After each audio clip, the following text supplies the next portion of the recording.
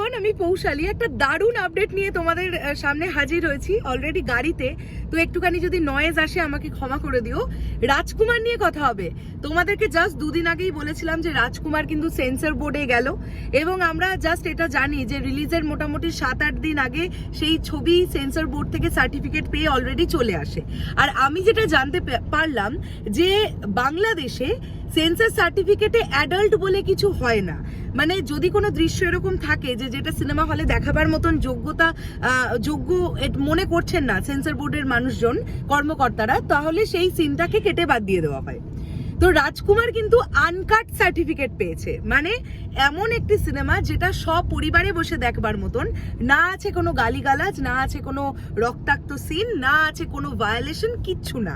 একদম সপরিবারে বসে 8 থেকে 80 প্রত্যেকে এনজয় করতে পারবেন। এবং বাংলাদেশ সেন্সর বোর্ড থেকে কিন্তু রাজকুমার আনকাট সার্টিফিকেট পেল।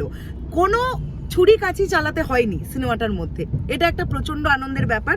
আর দ্বিতীয় যে বিষয়টা তোমাদেরকে বলবো সেটা হচ্ছে, এটা হবে আমরা জানতাম, প্রিয়তমা সিনেমাটাকে হল মালিকেরা যে অঙ্কের টাকা দিয়ে রেন্টাল নিয়েছিলেন, শোনা যাচ্ছে রাজকুমারের নাকি তার ডাবল পরিমাণ অর্থ রেন্টাল হিসেবে নিতে হচ্ছে, মানে দিতে হচ্ছে হল মালিকদের।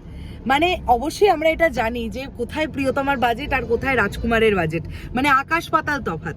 হিমেল আশরাফ ভাইয়া বলছিলেন যে প্রিয়তমার দ্বিগুণ বাজেট রাজকুমারের। আমাদের তো কোথাও না কোথাও গিয়ে মনে হয় যে দ্বিগুণ না, ওটা প্রায় 3 গুণ বাজেটই হয়তো হতে পারে।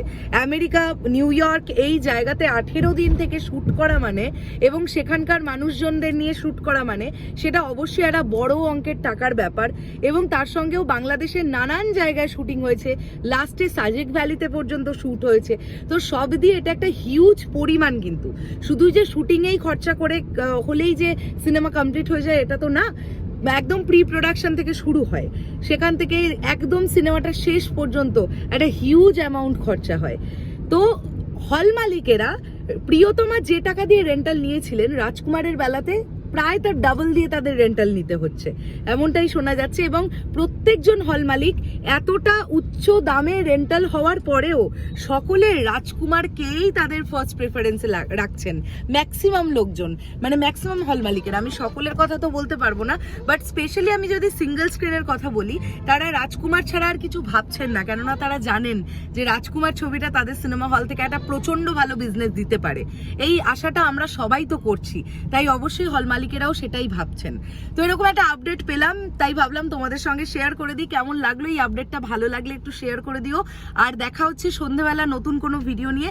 এখন অলরেডি গাড়িতে আছি, তাই আবারও বললাম যে একটু কম ভিডিও আসছে, আমি চেষ্টা করছি সন্ধ্যেবেলা থেকে বেশি বেশি করে ভিডিও দেওয়ার। কেমন লাগলো ভিডিওটা কমেন্ট করে জানিও। টাটা।